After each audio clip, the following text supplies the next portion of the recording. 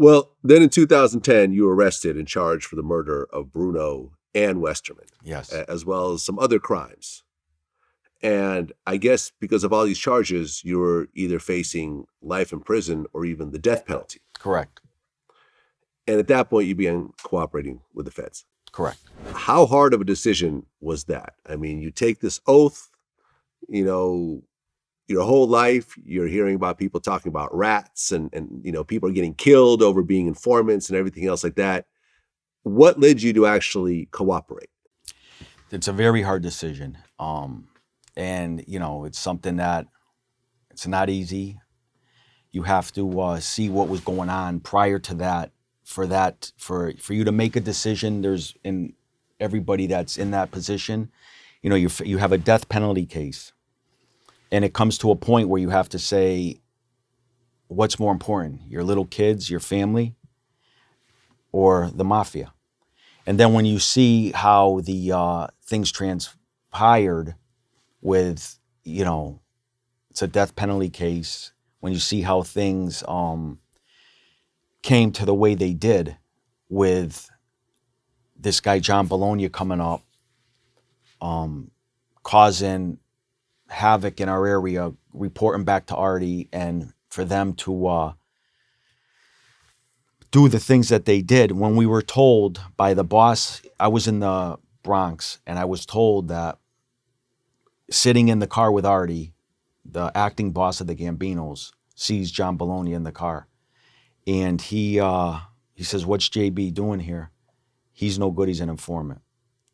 Now, JB knows about stuff that can give me the rest of my life in prison, a murder, a shooting, all kinds of extortions. They wanted to shake down our whole area. I asked him, "Would you do that in your area?" He said, "No, I get 30 years. I said, why would you want us to do it in my area?" So I was in Connecticut with the Patriarcha family. Same thing. They come up to us and they say, "This guy, John, that comes up to your area, he's an informant." That's two. That's a captain in the Patriarcha family, a boss in the Gambinos, and then we had a faction in our area that was Genovese family, but in our area, that had inside information that was told that this John Bologna was no good. I approached Artie to clip him, have the guy come up. You'll never see him again. I said, the guy knows a lot. First, he downplayed it with the Gambino guy. He said, they're just jealous that the guy's around me. And then he said, that's good to know. Meaning like if we want to get rid of him, that's good to know that we would kill him. After that, he never sent them up. John never came up to Springfield area other than us meeting him in Albany or way up in Connecticut, and Artie was with him, always present. But he never came up, and I think the reason that he did that, Vlad, was because I never got permission to kill my brother-in-law. While we killed my brother-in-law, we were trying to kill some other people at the same time.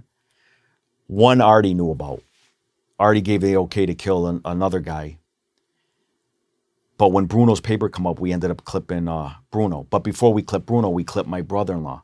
And when we clipped him, Artie didn't give permission for that. I did that on my own. So Artie knew that we were wild and we clipped this guy. He asked me, what happened to your brother? I said, he took off to Florida. I think he went with another girl. He left my wife's sister. So I think he thought that we would clip John on our own. And I think that was, a big mistake by him by putting, made guys together with a guy that we were told that was an informant. When you see the things that happen with like the Whitey, we call them Whitey Bulgers, Greg Scarpa with the Colombo family.